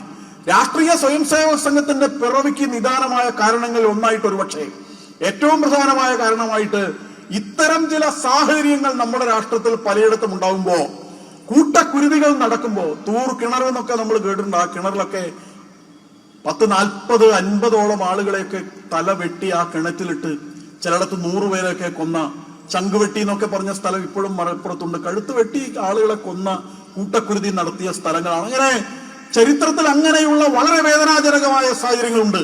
അത്തരം സാഹചര്യങ്ങൾ ഇനി ആവർത്തിക്കപ്പെട്ടുകൂടാ എന്നൊരു കാഴ്ചപ്പാട് രാജ്യവ്യാപകമായി അങ്ങനെ ഉണ്ടായിരുന്നു. പലയിടത്തും അങ്ങനെ ഉണ്ടായിരുന്നു. അങ്ങനെയാണ് നമ്മുടെ അയോധ്യ അന്യവൽക്കരിക്കപ്പെട്ടത്, ആക്രമിക്കപ്പെട്ടത്. മധുര ക്ഷേത്രത്തിന് നേരെ ആക്രമണം ഉണ്ടാവുന്നത്. അങ്ങനെയാണ് കാശിക്ക് നേരെ ആക്രമണം ഉണ്ടാവുന്നത്. അങ്ങനെയാണ് ഹിന്ദുക്കളുടെ ഏറ്റവും പ്രധാനപ്പെട്ട ക്ഷേത്രങ്ങളെല്ലാം ആക്രമിച്ച് തകർക്കുന്ന സാഹചര്യം ഉണ്ടായത്. തീർത്ഥസ്ഥാനങ്ങൾ ആക്രമിച്ച് തകർക്കുന്ന സാഹചര്യമൊക്കെ ഉണ്ടായത്. ഇത് നമ്മുടെ ദൗർബല്യമാണ് ഇതിന് കാരണം. അതുകൊണ്ട് വിവേകാനന്ദ സ്വാമികൾ എപ്പോഴും ആവർത്തിക്കുന്ന ഒരു കാര്യമുണ്ട്: ബലമാണ് ജീവിതം, ദൗർബല്യം മരണമാണ് എന്ന്. കരുത്താണ് വേണ്ടത്, കരുത്താണ് ജീവിതം. ദുർബലന് മരണമാണ് ആ ദുർബലന്റെ ഗതി എന്നാണ്. പുരാണത്തിൽ ഒരു ശ്ലോകം പറയുന്നുണ്ട്. ദേവന് എന്താണ് ബലിയായി വേണ്ടത് എന്നൊരു ചോദ്യമാണ്. ബലിയായി വേണ്ടത് എന്താണെന്ന് ചോദിക്കുമ്പോൾ ആനയെ ബലിയായി വേണോ എന്ന് ചോദിക്കുകയാണ്, കുതിരയെ ബലിയായി വേണോ എന്ന് ചോദിക്കുകയാണ്. അപ്പൊ ദൈവം പറയുന്നത് എനിക്ക് ആനയെയും വേണ്ട കുതിരയെയും വേണ്ട എന്നാണ്. അശ്വം നൈവ ഗജം നൈവ വ്യാഘ്രം നൈവജ നൈവജ. എനിക്ക് കരടിയെയും വേണ്ട, ആനയെയും വേണ്ട, പുലിയെയും വേണ്ട എന്നാണ്. പിന്നെ എന്താണ് വേണ്ടത് എന്ന് ദൈവം പറയാണ്. അശ്വം നൈവ ഗജം നൈവ വ്യാഘ്രം നൈവജ നൈവജ അജാപുത്രം ബലിന്ദദ്വ ദേവോ ദുർബലഘാതക എന്നാണ്. എനിക്കൊരു ആട്ടിൻകുട്ടിയെ മതി എന്നാണ്. ഈശ്വരന്മാര് പോലും ആഗ്രഹിക്കുന്നത് ദുർബലന്മാരെയാണ് എന്നാണ്. അതൊരു വലിയ തത്വമാണ്. ആ തത്വം ആവിഷ്കരിക്കാൻ വേണ്ടിയാണ് അത് പറഞ്ഞത്. കരുത്തന്മാരെ ആരും വെല്ലുവിളിക്കില്ല, ദുർബലന്മാരെയാണ് എല്ലാവരും വെല്ലുവിളിക്കുക, കീഴടക്കാൻ ആഗ്രഹിക്കുക. കരുത്തന്മാരെ കീഴടക്കാൻ ആർക്കും സാധ്യമല്ല. എന്താണ് കരുത്ത് എന്ന് പറയുന്നത്? ഒരു രാഷ്ട്രത്തിന്റെ കരുത്ത് എന്ന് പറയുന്നത് എന്താണ്? രാഷ്ട്രത്തിന്റെ കരുത്ത് എന്ന് പറയുന്നത് ആ രാഷ്ട്രത്തിലെ ജനങ്ങളുടെ കരുത്താണ്. എന്താണ് ജനങ്ങളുടെ കരുത്ത് എന്ന് പറയുന്നത്? ആ രാഷ്ട്രത്തിലെ ജനങ്ങളുടെ മനോബലമാണ്. ജനങ്ങളുടെ മനോബലം എന്താണ് പറയുന്നത്? ആ രാഷ്ട്രത്തിലെ ഓരോ പൗരന്റെയും ഉള്ളിലുള്ള ആന്തരികമായ സ്ഥൈര്യവും മനോബലവുമാണ്. ഇടിതട്ടിയാൽ തകരാത്ത, ആന കുത്തിയാൽ ഇളകാത്ത അചഞ്ചലമായ വിക്രമവീര്യം ഓരോ മനുഷ്യന്റെയും ഉള്ളിൽ തുട്ടിക്കുന്നുണ്ടെങ്കിൽ, അവന്റെ ഉള്ളിൽ തന്റെ രാഷ്ട്രത്തിന് വേണ്ടി സർവവും സമർപ്പിക്കാനുള്ള ഉച്ഛൃംഖലമായ വീര്യം അയാളുടെ ഉള്ളിൽ തുട്ടിക്കുന്നുണ്ടെങ്കിൽ അയാളെ കീഴടക്കാൻ ഒരു ശക്തിക്കും സാധ്യമല്ല. അങ്ങനെയുള്ള ആൾക്കാരുടെ സമൂഹത്തെ വെല്ലാൻ കീഴടക്കാൻ ഒരു രാഷ്ട്രത്തിനും സാധ്യമല്ല. നമ്മുടെ നാട്ടിൽ പണ്ട് ഇത്തരം കാര്യങ്ങളുണ്ടാകുമ്പോൾ ഓടി ഓടിച്ച നാടായിരുന്നുവെങ്കിൽ കുറച്ചു വർഷം മുമ്പ് മുംബൈയിൽ അറ്റാക്ക് ഉണ്ടായി, ഭീകരാക്രമണം ഉണ്ടായി. AK-47 തോക്കുമായി വന്ന് ഭീകരന്മാർ തുരുതുരാ വെടിവെച്ചിട്ടു. അങ്ങനെ വെടിവെച്ചിട്ടപ്പോൾ, റെയിൽവേ സ്റ്റേഷനിൽ വെടിവെച്ചിട്ടപ്പോൾ, അവിടെ പത്മ ഹോട്ടലിൽ വെടിവെച്ചിട്ടപ്പോൾ, ജനക്കൂട്ടത്തിനിടയിൽ വെടിവെച്ചിട്ടപ്പോൾ, പക്ഷെ ജനങ്ങൾ ഓടിയില്ല. ടിവിയിൽ കാണുകയാണ് ആളുകളെ വെടിവെക്കുന്നു, ആളുകൾ മരിച്ചു വീഴുന്നു എന്ന്. പക്ഷേ ജനക്കൂട്ടം ഇരമ്പിയാർത്ത് മുംബൈയിലേക്ക് അങ്ങനെ വരികയാണ്. 10,000-കണക്കിന് ആളുകളാണ് വരുന്നത്. ആ വരുന്ന ആളുകൾ ഭാരത് മാതാ കി ജയ് വിളിച്ചുകൊണ്ടാണ് വരുന്നത്. ഭാരത് മാതാ കി ജയ് വിളിച്ചുകൊണ്ട് കടലാലമാലകളെ പോലെ ആ ജനങ്ങൾ വരികയാണ്. തോക്കിനെ ഭയപ്പെടാതെ, കൂസാതെ, വെടിയുണ്ടകളെ കൂസാതെ ജനങ്ങൾ അങ്ങനെ വരികയാണ്. ജനങ്ങളുടെ ഉള്ളിൽ തുടിക്കുന്ന ദേശീയ ബോധമാണ്, രാഷ്ട്രാഭിമാനമാണ്. ഞങ്ങളെ പകർക്കാൻ ഒരു ശക്തിക്കും സാധ്യമല്ല, ഒരു ഭീകരന്മാർക്കും സാധ്യമല്ല എന്ന ആ ഒരു ഇച്ഛാശക്തിയോട് കൂടിയിട്ടുള്ള ഇരമ്പിക്കയറ്റമാണ് ഭീകരന്മാർക്ക് മറുപടിയായി വന്നത്. ഈ രാഷ്ട്രം ഒരുമയോടുകൂടി കരുത്തോടുകൂടി നിൽക്കുകയാണ്. അതാണ് ഇസ്രായേൽ എന്ന് പറയുന്ന രാജ്യമുണ്ട്. ആ ഇസ്രായേലിനെ വളഞ്ഞിട്ട് ആക്രമിക്കുകയാണ് ശക്തികൾ. പക്ഷെ ഇസ്രായേൽ കുലുങ്ങുന്നില്ല. അവർക്ക് അവരുടെ രാഷ്ട്രമാണ് വരുന്നത്, അവരുടെ രാഷ്ട്രത്തിലെ ജനതയാണ് വരുന്നത്. ആ രാഷ്ട്രത്തിലെ ജനതയുടെ ജീവനാണ് അവർക്ക് വരുന്നത്, അവരുടെ സ്വത്തും സമ്പത്തുമാണ് വരുന്നത്. അതിനുവേണ്ടി എന്ത് ത്യാഗം സഹിക്കാനുള്ള മനസ്സുള്ള ജനത അവിടെ നാട്ടിലുണ്ട്. അവിടെ അങ്ങനെ എന്തെങ്കിലും പ്രശ്നം ഉണ്ടാകുമ്പോൾ പരസ്പരം ഗ്വാഗ്വാ പിടിക്കുന്ന ജനങ്ങളല്ല. അവർക്ക് ആദ്യം രാഷ്ട്രമാണ്, ഫസ്റ്റ് നേഷൻ, പിന്നെയാണ് റിലീജിയൻ, പിന്നെയാണ് പാർട്ടി, പിന്നെയാണ് ബാക്കിയെല്ലാം. അവർക്ക് രാഷ്ട്രമാണ് ഏറ്റവും പ്രധാനമായിട്ടുള്ളത്. അതുകൊണ്ടാണ് ഇസ്രായേലിനെ തോൽപ്പിക്കാൻ ഒരു ശക്തിക്കും സാധ്യമല്ലാത്തത്. വളരെ ചെറിയ, കേരളത്തെക്കാൾ ജനസംഖ്യ കുറഞ്ഞ ഒരു നാടല്ലേ ഇസ്രായേൽ. ഇസ്രായേൽ എന്തുകൊണ്ടാണ് ജയിക്കുന്നത്? ഈ ഒരു മനോഭാവം വളരെ പ്രധാനമാണ്. അവരാരുടെയും വെക്കിട്ട് അങ്ങോട്ട് കയറുന്നില്ല. ഇപ്പൊ തന്നെ പ്രശ്നമുണ്ട്. എങ്ങനെയാണ് പ്രശ്നം ഉണ്ടായത്? ഒക്ടോബർ 7 അവരെ അങ്ങോട്ട് കയറി ആക്രമിച്ച് 2000-ഓളം ആളുകളെ കൊന്ന് അവിടുത്തെ ജനങ്ങളെ പിടിച്ചുകൊണ്ടുപോയി ബന്ദിയാക്കി വെച്ചതാണ് പ്രകോപനത്തിന് കാരണം. നമ്മുടെ നാട്ടിൽ പലപ്പോഴും ആളുകൾ അത് മറന്നു പോവുകയാണ്. അത് മറന്നുകൊണ്ട് ഒരു പക്ഷം മാത്രം ചേർന്ന് നിൽക്കുകയാണ്. മതമാണ് അതിന്റെ കാര്യമെന്നെല്ലാം നമുക്കറിയാം. പക്ഷെ ഇത് വലിയൊരു പാഠമാണ്. ആ പാഠം എന്താണ്? ഒരു നാട്ടിലെ ജനത ഒരുമിച്ച് നിന്നാൽ, അവരുടെ മനസ്സൊന്നാണെങ്കിൽ ആ നാടിനെ തോൽപ്പിക്കാൻ ആർക്കും സാധ്യമല്ല. രാഷ്ട്രമുണ്ടെങ്കിലേ ബാക്കിയെല്ലാം ഉള്ളൂ എന്ന് നമ്മൾ ചിന്തിക്കേണ്ടതുണ്ട്. ചുമരുണ്ടെങ്കിലേ ചിത്രം വരക്കാൻ സാധിക്കുകയുള്ളൂ. ഈ ഭാരതമില്ലെങ്കിൽ നമുക്ക് എങ്ങനെയാണ് നിലനിൽക്കാൻ സാധിക്കുക? ആദ്യം നമ്മുടെ രാഷ്ട്രമാണ്. നമ്മൾ ജനിക്കുന്ന ഇവിടെയാണ്, നമ്മൾ കളിക്കുന്ന ഇവിടെയാണ്, പഠിക്കുന്ന ഇവിടെയാണ്, ജീവിക്കുന്ന ഇവിടെയാണ്, കൃഷി ചെയ്യുന്നത് ഇവിടെയാണ്, നമ്മൾ അധ്വാനിക്കുന്ന ഇവിടെയാണ്. അവസാനം മരിച്ച് മണ്ണടയേണ്ടതും ഈ മണ്ണിൽ തന്നെയാണ് എന്നുള്ള ചിന്ത ഓരോരുത്തർക്കും ഉണ്ടാകേണ്ടതുണ്ട്. നമുക്ക് എവിടെയും ഓടിപ്പോകാൻ സാധ്യമല്ല. ഇതെന്റെ നാടാണ്, എന്റെ പെറ്റമ്മയാണ്, ഈ അമ്മയെ ഞാൻ സംരക്ഷിക്കും എന്ന ചിന്തയാണ്. ഈ ചിന്തയാണ് നമ്മുടെ നാട്ടിൽ സംഘം ദശകങ്ങളായി, ഒരു നൂറ്റാണ്ടായി വളർത്തി വരുന്ന ഏറ്റവും പ്രധാനപ്പെട്ട ഒരു കാര്യം. എന്താണ് ലക്ഷ്യം? ഒരു സ്വയം സേവന ലക്ഷ്യം. പഞ്ചായത്ത് മെമ്പർ ആവുകയാണോ, MP ആവുകയാണോ, MLA ആവുകയാണോ? അങ്ങനെ എന്തെങ്കിലും നിക്ഷിപ്തമായ സ്വാർത്ഥ താല്പര്യത്തിന് വേണ്ടിയല്ല ഒരു സ്വയം സേവകൻ ജീവനും ജീവിതവും കൊടുത്ത് പ്രവർത്തിക്കുന്നത്. അവൻ ചെയ്യുന്ന പ്രതിജ്ഞ എന്താണ്? എന്റെ രാഷ്ട്രം, ഈ രാഷ്ട്രത്തിന്റെ വൈഭവം, അതിനുവേണ്ടിയാണ് ഞാൻ പ്രവർത്തിക്കുന്നത് എന്നാണ്. പ്രാണവായുൽ പോലും രാഷ്ട്ര സ്നേഹത്തിന്റെ ഏറ്റവും ഉജ്ജ്വലമായ ഭാവതരംഗങ്ങളെ ആവാഹിച്ചുകൊണ്ടാണ് ഒരു സ്വയം സേവകൻ പ്രവർത്തിക്കുന്നത്. അതുകൊണ്ട് വൈഭവം എന്ന് പറയും, രാഷ്ട്രത്തിന്റെ വൈഭവത്തിന് വേണ്ടിയാണ് എന്നാണ്. ഈ രാഷ്ട്രം ഏറ്റവും കരുത്തുറ്റ ശക്തിയാകാൻ വേണ്ടിയാണ്. അതാണ് സ്വപ്നം, അതാണ് ആഗ്രഹം, അതിനുവേണ്ടിയാണ് പ്രവർത്തിക്കുന്നത് എന്നുള്ളതാണ്. എന്താണ് പരം വൈഭവം എന്ന് പറയുന്ന? ഒരു 5 മന്ത്രമാണ്. പരം വൈഭവം എന്ന് പറഞ്ഞാൽ ഒരു 5 മാത്രമേ ഉള്ളൂ. ഓരോ സ്വയം സേവകന്റെയും സ്വപ്നമാണ് എന്റെ നാട് ലോകത്തെ നമ്പർ 1 ശക്തിയാകണം, ഏറ്റവും കരുത്തുറ്റ രാഷ്ട്രമാകണം എന്നുള്ളതാണ് പരം വൈഭവം എന്ന് പറയുന്നത്. നമുക്ക് നേടേണ്ടതിനെല്ലാം സംഘം ഒരു 5 ചുരുക്കി വെച്ചിരിക്കുകയാണ്, ഒരു ചിമ്മിഴിയിലാക്കി വെച്ചിരിക്കുകയാണ്. പഴയകാലത്ത് സംസ്കൃതത്തിൽ ഒരു പ്രയോഗമുണ്ട്. അത് ന്യായം എന്ന ഒരു പ്രയോഗം സംസ്കൃതത്തിലുണ്ട്. ന്യായം എന്ന് പറയുന്നത് പലതരത്തിലുള്ള ന്യായങ്ങളുണ്ട്. കാകതാളീയ ന്യായം, അതുപോലെ ചോറ് വെന്തോ നോക്കിയ എല്ലാ പറ്റും ഞെക്കി നോക്കേണ്ടതില്ല എന്ന് പറയാൻ അങ്ങനെ നിരവധി ന്യായങ്ങളുണ്ട്. ആ കൂട്ടത്തിൽ ഒരു ന്യായമാണ് വൃദ്ധകുമാരി വരൻ ന്യായം എന്ന് പറഞ്ഞിട്ടൊരു ന്യായമുണ്ട്. കഥയിലേക്ക് ഞാൻ പോകുന്നില്ല. പണ്ടൊരു വൃദ്ധ ഉണ്ടായിരുന്നു, അവര് കുമാരിയായിരുന്നു, കല്യാണം കഴിച്ചിട്ടില്ല. അവരന്ധയാണ്, കണ്ണ് കാണില്ല. കല്യാണം കഴിക്കാത്തതുകൊണ്ട് അവർക്ക് മക്കളില്ല, മക്കളില്ല.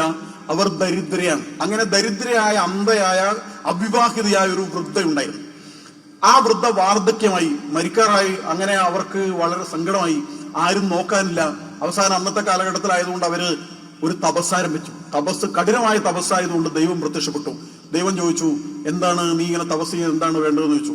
അപ്പൊ ഇവർ പറഞ്ഞു, എനിക്ക് കണ്ണ് കാണുന്നില്ല, കണ്ണ് കാണണം, കല്യാണം കഴിച്ചില്ല, കല്യാണം കഴിക്കണം, മക്കളില്ല, മക്കൾ വേണം, എനിക്ക് കുറച്ച് പൈസ വേണം എന്നൊക്കെ ദൈവത്തോട് പറഞ്ഞപ്പോൾ ദൈവം പറഞ്ഞു, അങ്ങനെ ഒരു തപസ് ചെയ്ത് കഴിഞ്ഞാൽ കുറെ വരങ്ങൾ സാങ്ഷനാക്കാനുള്ള പെർമിഷൻ എനിക്കില്ല. അതുകൊണ്ട് ഒരു തപസ്സിന് ഒരു വരം, ഏതെങ്കിലും ഒരു വരം വേണമെങ്കിൽ ചോദിക്കാൻ പറഞ്ഞു. അപ്പൊ അവര് വൃദ്ധ ആലോചിച്ചു, ഏത് ചോദിക്കണം? കണ്ണ് കാണാന്ന് പറഞ്ഞാൽ കണ്ണ് കാണും. പക്ഷെ ഈ അവസ്ഥയിൽ കണ്ണ് കണ്ടിട്ട് എന്താ കാര്യം? മക്കൾ വേണമെങ്കിൽ 100 മക്കളെ കിട്ടും. പക്ഷെ ഈ ദാരിദ്ര്യത്തിൽ 100 മക്കളുണ്ടായിട്ട് കല്യാണം കഴിച്ചിട്ട് കാര്യം? മക്കളുണ്ടായിട്ട് സമ്പത്ത് വേണമെങ്കിൽ ഒരു 10 കോടി ദൈവം കൊടുക്കും. കണ്ണ് കാണാത്ത ഈ വൃദ്ധ 10 കോടിയും വെച്ചിരുന്ന ആരെങ്കിലും അതിന്റെ കഴുത്ത് കരിച്ചിട്ട് പൈസയും കൊണ്ടുപോകും. അപ്പൊ എന്ത് ചെയ്യണം എന്നവരെങ്ങനെ അവർക്ക് പ്രശ്നമായി. അപ്പൊ അവസാനം, പക്ഷെ അവർ ബുദ്ധിമതിയായിരുന്നു, അവരവസാനം പറഞ്ഞു, അങ്ങനെയാണെങ്കിൽ ദൈവമേ, എനിക്ക് ഒറ്റ വരം മതി, എന്റെ പേരക്കിടാങ്ങൾ സ്വർണപാത്രത്തിൽ പാൽപ്പായസം കുടിക്കുന്നത് എനിക്ക് കാണണം, എനിക്ക് അത്രയേ വേണ്ടൂ എന്നാണ് ആ വൃദ്ധ വരം ചോദിച്ചത്. ദൈവത്തിന്റെ കണ്ണു തള്ളിപ്പോയി എന്നാ പറയുന്നത്. പേരക്കിടാങ്ങൾ എന്ന് പറയുന്ന ഒറ്റ വാക്കിൽ തന്നെ കല്യാണമായി, മക്കളായി, മക്കളായി, ദീർഘായുസായി. 4 എണ്ണം ഒറ്റ വാക്കിൽ പിടിച്ചു. പേരക്കിടാങ്ങൾ സ്വർണപാത്രത്തിൽ എന്ന് പറയുമ്പോഴത്തേക്ക് ഭക്ഷണം കഴിക്കാൻ പാത്രമാണെങ്കിൽ അവരത്രയും സമ്പന്നയാകും എന്നാണ് അർത്ഥം. സ്വർണ്ണപാത്രത്തിൽ ഭക്ഷണം കഴിക്കുന്നത്, നമ്മളല്ലോ എത്ര പൈസ ഉണ്ട്, സ്റ്റീൽ പ്ലേറ്റിലല്ലേ ഭക്ഷണം കഴിക്കുന്നത്. സ്വർണ്ണപാത്രത്തിൽ പാൽപ്പായസമാണ്. പാൽപ്പായസം എന്ന് പറയുന്നത് അത് ആഹ്ലാദത്തിന്റെയും സന്തോഷത്തിന്റെയും പ്രതീകം. പാൽപ്പായസം കുടിക്കുന്ന എനിക്ക് കാണണം എന്ന് പറയുമ്പോൾ കണ്ട് കാഴ്ചയുണ്ടായി. അങ്ങനെ അവർക്ക് വേണ്ടുന്നതെല്ലാം അവർ ഒറ്റ വരത്തിൽ നേടിയതിനാണ് സംസ്കൃതത്തിൽ വൃദ്ധകുമാരി വരന്യായം എന്നാണ് ഈ ന്യായത്തിന് പറയുക. ആ നിലയിലാണ് നമ്മൾ പരംവൈഭവം എന്ന വാക്കിൽ വൃദ്ധകുമാരി വരന്യായരെയാണ് നമ്മളത് നമുക്ക് വേണ്ടുന്നതെല്ലാം ഈ നാടിന്റെ സാംസ്കാരികമായ വികാസം, സാമ്പത്തികമായ വികാസം, സൈനികമായ വികാസം, നമ്മുടെ തൊഴിൽപരമായ വികാസം, ഈ നാട് നേടേണ്ടുന്ന സർവതല സ്പർശിയായ സർവതോമുഖമായ ഈ രാഷ്ട്രത്തിന്റെ ഉയർച്ചയെ മുഴുവനും ചേർത്ത് വെച്ചിട്ടാണ് നമ്മൾ പരംവൈഭവം എന്ന ഒരു പദം അതിൽ ഉൾച്ചേർത്ത് വെച്ചാണ് നമ്മുടെ മഹത്തായ ലക്ഷ്യമായി പറയുന്നത്. അത് നേടിയെടുക്കാൻ വേണ്ടിയാണ് പരിശ്രമിക്കുന്നത് എന്ന് പറഞ്ഞാൽ ഓരോ വർഷവും, ഓരോ ദിവസവും, ഓരോ മിനിറ്റും ഈ രാഷ്ട്രം അതിനു വേണ്ടിയിട്ടുള്ള വെച്ചടി വെച്ചുള്ള മുന്നേറ്റം നടത്തുകയാണ്. നമ്മുടെ ആദരണീയനായ പ്രധാനമന്ത്രി പറയുകയുണ്ടായി കുറച്ച് വർഷങ്ങൾക്ക് മുമ്പ്, 145 ആളുകൾ നമ്മുടെ നാട്ടിലുണ്ട്. 145 പേർ ഒരു ചുവട് വെച്ചാൽ 145 ചുവട് മുന്നോട്ട് പോകാൻ നമുക്ക് സാധിക്കുമെന്ന ഒറ്റ ചുവട് വെച്ചാൽ മതി, രാഷ്ട്രം അങ്ങനെ മുന്നോട്ട് പോകുമെന്നാണ്. അങ്ങനെ നമ്മുടെ നാടിന് മുന്നോട്ട് പോകാൻ സാധിക്കുന്നുണ്ട് എന്നത് ഏറ്റവും പ്രധാനപ്പെട്ട കാര്യമാണ്. ഇതിപ്പോൾ നമ്മുടെ കണ്ണാലെ കാണുകയാണ്. നമ്മുടെ സംഘത്തിൽ ഒരു ഗീതമുണ്ട്, ഇതേ മെയ്യും കണ്ണും കൊണ്ടേ കാര്യമൂർത്തി നേടും എന്നതാം ആ സ്വപ്നം അപൂർണം പൂർണ്ണമാക്കിടാം ഞാൻ എന്നൊരു ഗീതത്തിൽ പറയുന്നുണ്ട്. ഈ കണ്ണുകൊണ്ട്, ഈ മെയ് കൊണ്ട് എനിക്കിത് കാണാൻ സാധിക്കണം എന്ന സ്വപ്നം അപൂർണമായിട്ട് അത് കാണാതെ ഒരുപാട് ആളുകൾ പോയിട്ടുണ്ട്. ആ സ്വപ്നത്തെ നമുക്ക് പൂർണ്ണമാക്കാം എന്ന് സംഘത്തിന്റെ ഒരു ഗീതത്തിൽ പറയുന്നുണ്ട്. നമുക്കത് പൂർണ്ണമാക്കാൻ സാധിക്കും. രാഷ്ട്രം നമ്മുടെ 2014 10 കൊല്ലം മുമ്പ് നമ്മുടെ നാട് 10ാമത്തെ സ്ഥാനത്തായിരുന്നു ലോകത്ത് സാമ്പത്തിക രംഗത്ത്. ഇപ്പോഴത് നമ്മള് 4ാമത്തെ സ്ഥാനത്തേക്ക് വന്നിരിക്കുകയാണ്. നമ്മളെ 75 കൊല്ലം മുമ്പ് ഈ നാടിനെ 2ആയി മുറിച്ച് മതപരമായി തമ്മിലടിച്ച്, ഹിന്ദുക്കളും മുസ്ലിങ്ങളും തമ്മിലടിച്ച് ഈ നാട് നശിച്ച് നാറാണക്കല്ല് തോണ്ടിക്കോളും എന്ന് ശപിച്ചു വിടുന്ന് പോയ ബ്രിട്ടൻ, സൂര്യൻ അസ്തമിക്കാത്ത ബ്രിട്ടീഷ് സാമ്രാജ്യം, ആ സാമ്രാജ്യത്തെ പിന്തള്ളിക്കൊണ്ടാണ് ഭാരതം ഇപ്പോൾ നമ്മുടെ 4ാം സ്ഥാനത്തെത്തിയിരിക്കുന്നത് എന്നത് അത്ഭുതകരമായ ചരിത്രത്തിലെ ഒരു തിരിച്ചുവരവാണ്. ഏറ്റവും ഉജ്ജ്വലമായ ഒരു മുന്നേറ്റമാണ് നമ്മുടെ രാഷ്ട്രം നടത്തിക്കൊണ്ടിരിക്കുന്നത്. ആ നിലയിലുള്ള മാറ്റം സാമ്പത്തിക രംഗത്ത് നമുക്കുണ്ടാവുകയാണ്. അതുകൊണ്ട് സംഘം ഒരു കാര്യം പറഞ്ഞ് മുന്നോട്ട് പോകുമ്പോ അതിനനുസൃതമായ ഒരു നേതൃത്വം ഈ രാഷ്ട്രത്തിനുണ്ടെങ്കിൽ അത് വെട്ടിപ്പിടിച്ചെടുക്കാൻ സാധിക്കുക എന്ന് ചെയ്യുമെന്ന് കണ്ണാലെ കണ്ട് രോമാഞ്ചമണിയാൻ സാധിക്കുന്ന, ആവേശഭരിതമാകാൻ സാധിക്കുന്ന ലക്ഷ്യത്തോട് അടുത്തു പോകുന്നു എന്ന ആത്മവിശ്വാസത്തോടുകൂടി, ഉത്തുവരയോടുകൂടി മുന്നോട്ട് പോകാൻ കഴിയുന്ന ഒരു സാഹചര്യം നമ്മുടെ കൺമുമ്പിൽ സാധ്യതപ്രായമായി വരികയാണ്. നമ്മുടെ നാട് ജന്മശതാബ്ദിയോടനുബന്ധിച്ച് സംഘം ചില മാറ്റങ്ങൾ, സാമൂഹ്യ പരിവർത്തനങ്ങൾ നമ്മുടെ നാട്ടിൽ ഉണ്ടാക്കാൻ വേണ്ടിയിട്ടുള്ള പരിശ്രമത്തിലാണ്. നമ്മളെല്ലാവരും ഇതിനു മുമ്പ് അത് ഒരു പഞ്ചപരിവർത്തനം എന്ന നിലയിൽ നമ്മളത് കേട്ടിട്ടുണ്ട്. അതിൽ ഏറ്റവും പ്രധാനപ്പെട്ട ഒരു കാര്യം, നമ്മുടെ നാടിന്റെ സ്വത്വം, സ്വാതന്ത്ര്യം അത് പൂർണ്ണാർത്ഥത്തിൽ നമ്മുടെ നാട്ടിലെ എല്ലാ രംഗത്തും ആവിഷ്കരിക്കപ്പെടണം എന്നുള്ളതാണ്. അതെല്ലായിടത്തും അതുണ്ടാകണം. ഈ നാടിന്റെ ആത്മവത്തക്കനുസൃതമായ ഒരു കാഴ്ചപ്പാടുണ്ടാകണം. നമ്മുടെ ചരിത്രത്തിൽ അത് വേണം, നമ്മുടെ വിദ്യാഭ്യാസത്തിൽ അത് വേണം, നമ്മുടെ നിയമത്തിൽ അത് വേണം, നമ്മുടെ സൈനിക ശക്തിയിൽ അത് വേണം, നമ്മുടെ തൊഴിലിടങ്ങളിൽ അത് വേണം, നമ്മുടെ എല്ലായിടത്തും അത് വേണം. കലയിലും കായികത്തിലും എല്ലാത്തിലും സംസ്കാരത്തിലുമെല്ലാം നമ്മുടെ നാടിന്റെ ഒരു ചൂടും ചൂരും തന്മയും ഉണ്മയുമെല്ലാം നമ്മുടെ തനിമയുമെല്ലാം ആവിഷ്കൃതമാകണം. അതാണ് സ്വാതന്ത്ര്യം. സ്വന്തം തന്ത്രം എന്നാണ് സ്വാതന്ത്ര്യം എന്ന വാക്കിന്റെ അർത്ഥം. ആ സ്വന്തം തന്ത്രം എന്ന് പറഞ്ഞാൽ മറ്റേതെങ്കിലും ആരുടെയെങ്കിലും ഒരു കാർബൺ കോപ്പി ഇവിടെ കൊണ്ടുവരലല്ല, മറ്റാരെങ്കിലും വൃഥ അന്ധമായി അനുകരിക്കലല്ല, ഏതെങ്കിലും രാജ്യത്ത് വിജയിച്ചു എന്ന് കരുതിയിട്ട് ഇവിടെ നടപ്പാക്കുന്ന പഞ്ചവത്സര പദ്ധതികളല്ല. നേരെ മറിച്ച് ഈ നാടിന്റെ പ്രകൃതിക്കനുസരിച്ച്, ഈ നാടിന്റെ കാലാവസ്ഥക്കനുസരിച്ച്, ഈ നാടിന്റെ സഹജമായ ഭാവങ്ങൾക്കനുസരിച്ച് ഈ നാട്ടിൽ നിന്ന് ഉരുവപ്പെട്ടു വരുന്ന കാഴ്ചപ്പാടുകളുടെ അടിസ്ഥാനത്തിൽ ഈ നാട് മുന്നോട്ട് പോകണം എന്നുള്ളതാണ് സ്വാതന്ത്ര്യം. അതിനെക്കുറിച്ചാണ് ഗാന്ധിജിയൊക്കെ ആ സ്വാതന്ത്ര്യ സമരകാലത്ത് സ്വദേശി, സ്വാഭിമാൻ, സ്വാശ്രയം എന്ന മുദ്രാവാക്യ ത്രിത്വം, ഈ 3 മുദ്രാവാക്യം സ്വാതന്ത്ര്യ സമരത്തിന്റെ സമയത്ത് ഉയർത്തിയത്. ആ സ്വദേശി ഭാവം, സ്വാഭിമാനം, സ്വാശ്രയത്വം, ഈ നാട് സ്വന്തം കാലിൽ നിൽക്കണം, മറ്റുള്ളവരെ ആശ്രയിക്കരുത്, അവരുടെ അടിമരാജ്യമാകാൻ പാടില്ല, അവർ കണ്ണുരുട്ടിയാൽ പേടിക്കുന്ന ഒരു സാഹചര്യമാകാൻ പാടില്ല എന്നതാണ്. മിനിഞ്ഞാന്ന് നമ്മുടെ ധനകാര്യ മന്ത്രിയായിരുന്ന, ആഭ്യന്തര മന്ത്രിയായിരുന്ന, ഒരു കേന്ദ്രമന്ത്രിയായിരുന്ന ഒരു വലിയ നേതാവ് തമിഴ്നാട്ടിലെ ചിദംബരം, അദ്ദേഹം ഒരു കാര്യം പറഞ്ഞു. അന്ന് നമുക്കെതിരായിട്ട് ആക്രമണം ഉണ്ടായി. അങ്ങനെ ആക്രമണം ഉണ്ടായപ്പോ, ഭീകരാക്രമണം ഉണ്ടായപ്പോൾ നമ്മൾ തിരിച്ചെടുക്കണമെന്ന് തീരുമാനിച്ചു. പക്ഷെ അമേരിക്ക നമ്മളോട് കണ്ണുരുട്ടി, തിരിച്ചടിക്കാൻ പാടില്ല എന്ന് പറഞ്ഞു. അതുകൊണ്ടാണ് അന്ന് തിരിച്ചടിക്കാതിരുന്നത് എന്ന് അന്നത്തെ ആഭ്യന്തരമന്ത്രി ഇപ്പോൾ പറഞ്ഞിരിക്കുകയാണ്, വെളിപ്പെടുത്തിയിരിക്കുകയാണ്. അമേരിക്കയാണോ നമ്മുടെ കാര്യം തീരുമാനിക്കേണ്ടത്? അമേരിക്കയുടെ തിട്ടൂരത്തിനനുസരിച്ചാണോ നമ്മുടെ രാജ്യം ഭരിക്കേണ്ടത്, നമ്മുടെ രാജ്യം പ്രതികരിക്കേണ്ടത്, നമ്മുടെ രാജ്യം തിരിച്ചടിക്കേണ്ടത്? ഏതെങ്കിലും ഒരു വിദേശ രാജ്യം പറയുന്നതിനനുസരിച്ചാണോ നമ്മൾ നിലപാട് സ്വീകരിക്കേണ്ടത്? അങ്ങനെയായിരുന്നു ഈ നാട്ടിലെന്നാണ് ആ കാലത്ത് ഇതിന്റെ കൈകാര്യകർത്താക്കളായ ആളുകൾ ഇപ്പോൾ വെളിപ്പെടുത്തുന്നത്. ഇപ്പോഴും പഹൽഗാം സംഭവം ഉണ്ടായല്ലോ, മതത്തിന്റെ പേര് പറഞ്ഞ് നീ ഏത് മതമാണെന്ന് ചോദിച്ച് അവരെ വെടിവെച്ചിട്ട സാഹചര്യം ഉണ്ടായല്ലോ. നമ്മൾ അങ്ങനെ ചെയ്ത ഭീകരന്മാരെ സംരക്ഷിക്കുന്ന രാഷ്ട്രത്തെ, ശത്രു രാജ്യത്തെ നമ്മൾ നിലക്ക് നിർത്തി, അവരെ ക്ഷാമരപ്പിച്ചു, അവരെ തകർത്ത് തരിപ്പണമാക്കി. പലരും നമ്മളോട് പറഞ്ഞു, പ്രകോപനമരുത്, നമ്മൾ നിങ്ങൾ കരുത്തന്മാരാണ്, അതുകൊണ്ട് നിങ്ങൾ ആത്മസംയമനം പാലിക്കണം എന്നൊക്കെ പറഞ്ഞു. നമ്മുടെ രാജ്യം പറഞ്ഞു, ഞങ്ങൾക്ക് കരുത്തുണ്ട്, ഞങ്ങൾ ആത്മസംയമനം പാലിക്കുന്നുണ്ട്. പക്ഷേ കുറെ കാലമായി ഇങ്ങോട്ട് വന്ന് മെക്കിട്ട് കയറിക്കൊണ്ടിരിക്കുകയാണ്. ക്ഷമക്കനതിരുണ്ട്, ആ ക്ഷമയുടെ മേൽപ്പടിയുണ്ടു. ഇനി വിടുന്ന പ്രശ്നമില്ല, അവനെ പാഠം പഠിപ്പിച്ച് അടങ്ങും എന്ന് ഈ രാഷ്ട്രം ഒറ്റക്കെട്ടായി തീരുമാനിച്ചു. അങ്ങനെ പാകിസ്ഥാനെ ചുരുട്ടി കൂട്ടിക്കൊടുത്തു. പലരും പറഞ്ഞു നിങ്ങളത് ചെയ്യരുതെന്ന്. നമ്മൾ കൂസിയില്ല, നമ്മൾ ആരുടെ വാക്കും നമ്മൾ ഗൗരവിച്ചില്ല.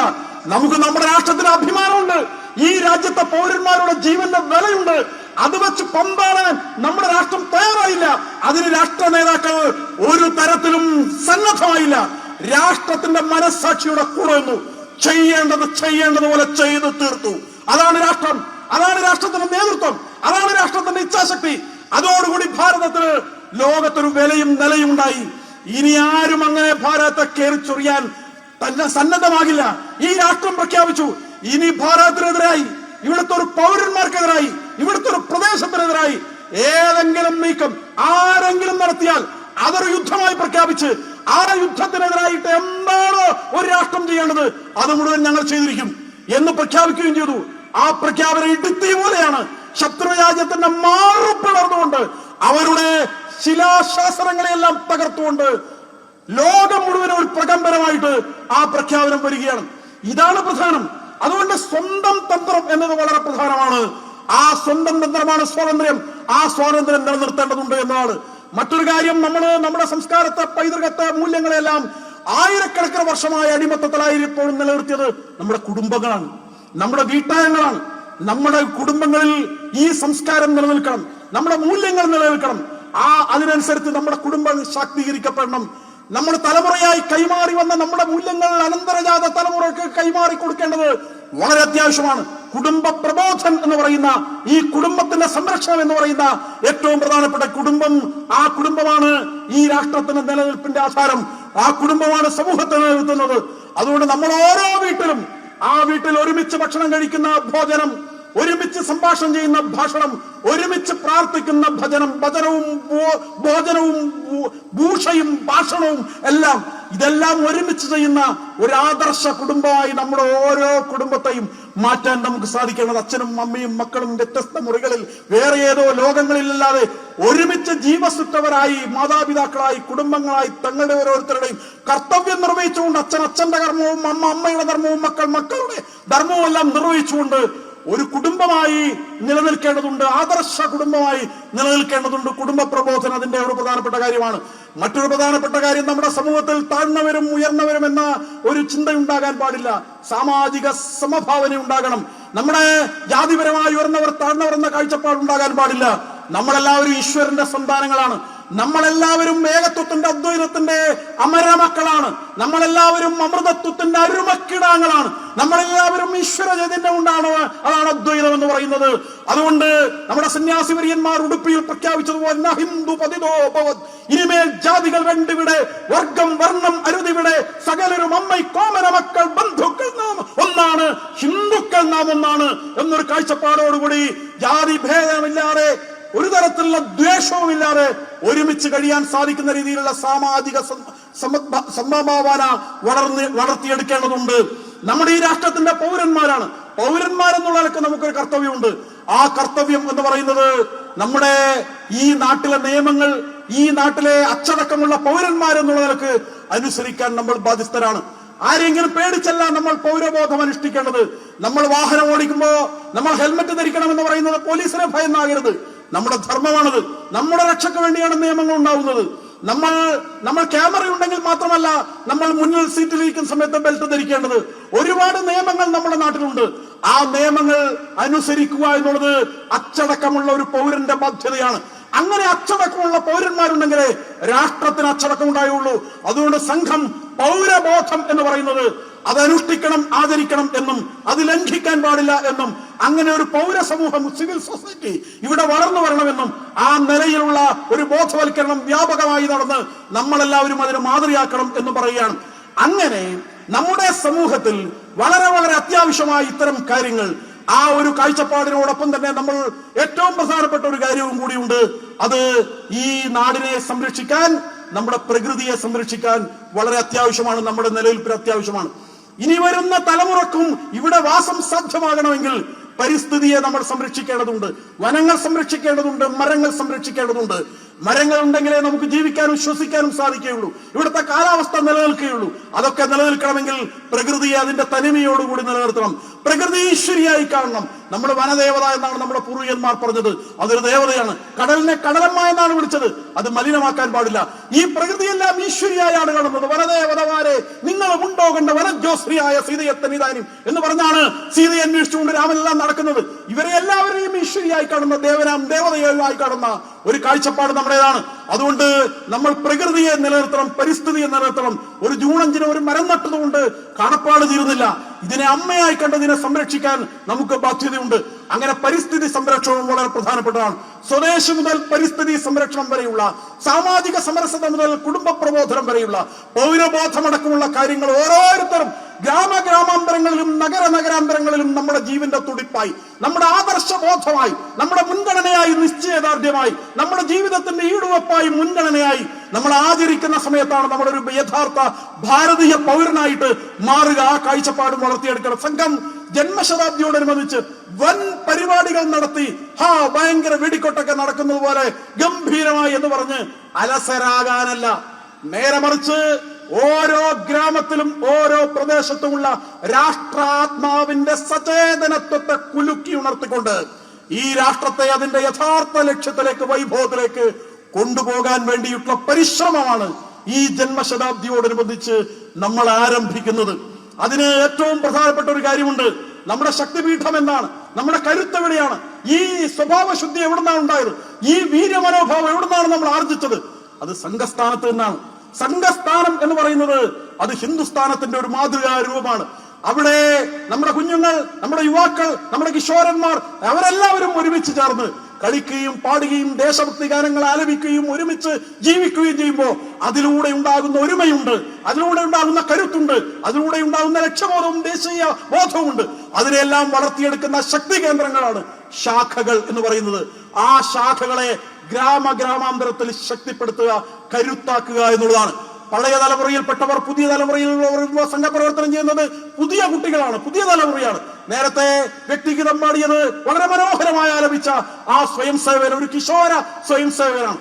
അമൃതവചനം പറഞ്ഞ സ്വയം സേവകൻ അടുത്ത തലമുറയുടെ നമ്മുടെ ഒരു വാഗ്ദാനമായാണ് ആ അമൃതവചനം ഇവിടെ പറഞ്ഞത്. നമ്മുടെ പ്രതീക്ഷകളാണത്, നമ്മുടെ കുഞ്ഞുങ്ങൾ നമ്മുടെ ഭാവി പ്രതീക്ഷകളാണ്. ഈ നാടിനെ നാളെ നയിക്കേണ്ടവരാണ്. അങ്ങനെ നയിക്കേണ്ടവരാണ് ഇന്ന് സംഘസ്ഥാനത്തെ നിയന്ത്രിക്കുന്നവർ. അവർക്ക് കരുത്തായി, അവർക്ക് തണലായി, അവർക്ക് പ്രേരണയായി, അവർക്ക് അനുഗ്രഹമായി മുതിർന്നവർക്ക് മാറാൻ സാധിക്കണം. അവരെ കൈപിടിച്ച് വളർത്തിക്കൊണ്ടുവരണം. അങ്ങനെ ഓരോ സ്ഥലത്തും കാര്യകർത്താക്കളുടെ പുതിയ ഒരു തലമുറ വളർന്നു വരേണ്ടത്. ഇലയും നടരും നേരം വിടരും മറ്റൊന്നതിനെ പിന്തുടരാൻ. അതിനാൽ വൻമരം എന്നും വളരും, തണലും പാമ്പന് തണലേകാൻ, തളർന്നു പോകുന്ന യാത്രക്കാരന് തണലേകാൻ ഇലകൾ കൊഴിഞ്ഞു വീഴുമ്പോഴും പുതിയ ഇലകൾ വന്നുകൊണ്ട് അങ്ങനെ മരങ്ങൾ വളർന്നു വരേണ്ടതുണ്ട്. സ്വയം സേവകന്മാർ സമൂഹത്തിൽ വേരുകളാർത്തണം. അങ്ങനെ വേരുകളാർത്തി നമ്മുടെ ഭാവശുദ്ധി വളരുമ്പോൾ നാളെ അതൊരു വസന്തമായി മാറും. ആ വസന്തം മറ്റുള്ളവർക്ക് അവർക്ക് കരളിന് കുളിർമയും കണ്ണിന് കർപ്പൂരവുമായി മാറണം. അവർക്ക് ആശ്വാസം വിശ്വാസമായി മാറണം. ആ നിലയിൽ നമ്മൾ സ്വയം സേവകന്മാർ സമൂഹത്തിന്റെ ആശയാകണം, അവരുടെ പ്രേരണയാകണം. നമ്മുടെ വിവിധ തലത്തിലുള്ള പ്രവർത്തനങ്ങളുണ്ട്. വിദ്യാഭ്യാസ രംഗത്ത് വിദ്യാഭാരതിയുണ്ട്. സേവന രംഗത്ത് ലോകത്തിലെ തന്നെ ഏറ്റവും വലിയ പ്രസ്ഥാനമായി സേവാഭാരതി മാറിയിരിക്കുകയാണ്. എല്ലാ രംഗത്തും നമ്മുടെ പ്രസ്ഥാനം ഒന്നാം സ്ഥാനത്തേക്ക് മുന്നോട്ട് പോവുകയാണ്. സമർപ്പിതരായ ത്യാഗികളായ സ്വയം സേവകന്മാരുടെ സമർപ്പിതമായ ത്യാഗപൂർണമായ പ്രവർത്തനം കൊണ്ടാണ് ഇതെല്ലാം നേടിയെടുത്തത്. അവരുടെ ആശീർവാദം വാങ്ങിക്കൊണ്ട് പുതിയ തലമുറ അവരെ മാതൃകയായിക്കൊണ്ട് അനുസന്ധാനം ചെയ്തുകൊണ്ട് നമ്മൾ വെച്ചടി വെച്ച് അവരെ പിന്തുടർന്നുകൊണ്ട് വിജയ വൈജയന്തി പറിക്കാൻ വേണ്ടി, അരുണ പതാക പറിക്കാൻ വേണ്ടി ഓരോ ഗ്രാമത്തിലും നമ്മൾ പ്രവർത്തിക്കേണ്ടതുണ്ട്, കഠിനമായി പരിശ്രമിക്കേണ്ടതുണ്ട്. അങ്ങനെ പരിശ്രമിച്ച് ഓരോ ഗ്രാമവും രാഷ്ട്രഭക്തന്മാരുടെ നെടും കോട്ടകളായി, രാഷ്ട്ര ശത്രുക്കൾക്ക് ഭേദിക്കാൻ സാധിക്കാത്ത പൊന്നാപുരം കോട്ടകളായി ഓരോ ഗ്രാമത്തെയും നമ്മൾ മാറ്റേണ്ടതുണ്ട്. രാഷ്ട്രത്തിനെതിരെ ശബ്ദിക്കാൻ ഒരാൾക്കും സാധിക്കാത്ത രീതിയിൽ രാഷ്ട്രഭക്തന്മാരുടെ ഒരു വലിയ ശൃംഖല രാജ്യം മുഴുവൻ ഉണ്ടാകേണ്ടതുണ്ട്. അങ്ങനെ ഉണ്ടാക്കിയാൽ ഈ നാടിനെ വെല്ലുവിളിക്കാൻ, ഈ നാടിനെ ഇല്ലാതാക്കാൻ ഒരു ശത്രുവിനും സാധ്യമല്ല. ആ നിലയിലുള്ള ഒരു പരിശ്രമമാണ് സംഘം ആരംഭിക്കുന്നത്. അതിന് മുഴുവൻ ആളുകളുടെയും പിന്തുണ നമുക്ക് ആവശ്യമുണ്ട്. രാജ്യത്തെ സ്നേഹിക്കുന്ന മുഴുവൻ ആളുകളെയും നമ്മൾ കൂട്ടിച്ചേർക്കേണ്ടതുണ്ട്, കണ്ണി ചേർക്കേണ്ടതുണ്ട്, കൊരുത്ത് കൂട്ടേണ്ടതുണ്ട്, കരൾ ചേർക്കേണ്ടതുണ്ട്, അവരുടെ മനസ്സിനെ കൂട്ടിച്ചേർക്കേണ്ടതുണ്ട്. അങ്ങനെ നമുക്ക് ഒരു വർഷം നീണ്ടു നിൽക്കുന്ന നിരവധി പ്രവർത്തനങ്ങൾ വരാൻ പോവുകയാണ്. ഈ വരാൻ പോകുന്ന 11-ാം തീയതി മുതൽ ഒക്ടോബർ മാസം അവസാനം വരെ നമ്മൾ ഭാരതത്തിലെ മുഴുവൻ വീടുകളും സമ്പർക്കം ചെയ്യുകയാണ്. ഒരു ഭേദവ്യത്യാസമില്ലാതെ മുഴുവൻ ആളുകളെയും കാണുകയാണ്. എന്താണ് സംഘത്തെ കുറിച്ചുള്ള നിങ്ങളുടെ പ്രതീക്ഷ എന്താണ്? നിങ്ങളുടെ അഭിപ്രായം എന്താണ്? കേൾക്കാൻ, സംഘത്തെ പരിചയപ്പെടുത്താൻ വേണ്ടിയുള്ള സമ്പർക്കമാണ്. മുഴുവൻ ആളുകളും ആ പ്രവർത്തനത്തിൽ നമ്മൾ പങ്കെടുക്കണം. ആ ബാലവൃദ്ധം ആളുകളും നമ്മളെ കൊണ്ടാവുന്ന രീതിയിൽ ആ പ്രവർത്തനത്തിൽ പങ്കാളികളാകേണ്ടതുണ്ട്. ജനുവരി മാസം നമ്മൾ പഞ്ചായത്ത് തലത്തിൽ വലിയ ഹിന്ദു സമ്മേളനങ്ങൾ നടത്താൻ പോവുകയാണ്. അത്യുജ്വലമായ പരിപാടികൾ നമ്മൾ ഒരുമയുടെ കേന്ദ്രമായി വലിയ സംഭവമായി മാറാൻ പോവുകയാണ്. പിന്നെയും നിരവധി കാര്യക്രമങ്ങൾ വരാൻ പോകുന്നുണ്ട്. അവയിലെല്ലാം നമ്മൾ എല്ലാവരുടെയും പങ്കാളിത്തം സംഘം പ്രതീക്ഷിക്കുകയാണ്. നമ്മൾ ഒരുപാട് കാര്യങ്ങൾ ചെയ്തിട്ടുണ്ട്. പക്ഷെ ഈ ജന്മശതാബ്ദിയിൽ നമ്മൾ ഇനിയും ഒരുപാട് കാര്യങ്ങൾ ചെയ്യേണ്ടതുണ്ട്. നമ്മൾ ഏറ്റവും അവസാനത്തെ അടിയടിക്കാൻ പോവുകയാണ്. ആദ്യത്തെ അടിയൊക്കെ അടിക്കുമ്പോൾ നമുക്ക് നിരാശയായിരുന്നു. പക്ഷെ ഏറ്റവും അവസാനത്തെ അടി എന്ന് പറഞ്ഞാൽ അത് നമ്മുടെ പ്രതീക്ഷാ നിർഭരമായ കാത്തുകൊതിച്ച ഒരു സുദിനത്തിന് വേണ്ടിയുള്ള പരിശ്രമമാണ്. ആ പരിശ്രമം നമ്മുടെ നന്മയ്ക്ക് വേണ്ടി, രാഷ്ട്ര നന്മയ്ക്ക് വേണ്ടിയുള്ള പരിശ്രമമാണ്. നമ്മളൊരു കരിമ്പാറ അടിക്കുമ്പോൾ 1-ാമത്തെ അടിക്കും, 12-ാമത്തെ എത്തും, 25-ാമത്തെ അടിക്കും അത് പറ്റില്ല. ഒരു 100-ാമത്തെ അടിയാകുമ്പോഴേക്കാണ് ചിലപ്പോ പാറ പിളരാൻ പോവുകയാണെന്നുള്ള ഒരു ശബ്ദ വ്യത്യാസം ഉണ്ടാവുക. ഒരു 105-ാമത്തെ അടിയിലാണ് പാറ പിളരുക. 105-ാമത്തെ അടിയിലാണ്. ആദ്യം മുതലേയുള്ള അടി കൊണ്ടാണ് 105-ാമത്തെ അടിയിൽ ഇത് പിളരുന്നത്. ആദ്യം മുതലേയുള്ള പ്രവർത്തനം കൊണ്ടാണ് അസ്ഥിവാരം ഉണ്ടായത്. ആദ്യം മുതലേയുള്ള കഷ്ടപ്പാട് കൊണ്ടാണ് ഈ മാറ്റം ഇവിടെ ഉണ്ടാക്കിയത്. അതിന്റെ ബലത്തിൽ നമുക്ക് മുന്നോട്ട് പോകാം. നമ്മുടെ എല്ലാവരുടെയും ആഗ്രഹം നമ്മുടെ ഈ കണ്ണുകൊണ്ട്, ഇതേ മെയ്യും കണ്ണും കൊണ്ട് കാര്യപൂർത്തി നേടാൻ സാധിക്കണമെന്ന പ്രാർത്ഥനയോടുകൂടി ചെയ്യേണ്ടതെന്തോ അത് അമ്മയ്ക്ക് വേണ്ടി, രാഷ്ട്രത്തിന് വേണ്ടി ചെയ്യാൻ വേണ്ടി സമ്പൂർണമായി സമർപ്പിക്കുക എന്ന പ്രതിജ്ഞയോടുകൂടി ഈ വിജയദശമി പരിപാടി കഴിഞ്ഞ് തിരിച്ചു പോകാൻ നമുക്ക് സാധിക്കട്ടെ എന്നാണ് സംഘത്തിന് എല്ലാ സംഘബന്ധുക്കളുടെയും സ്വയം സേവന്മാരുടെയും മുമ്പാകെ വെക്കാനുള്ള അർത്ഥപൂർണമായ സന്ദേശം.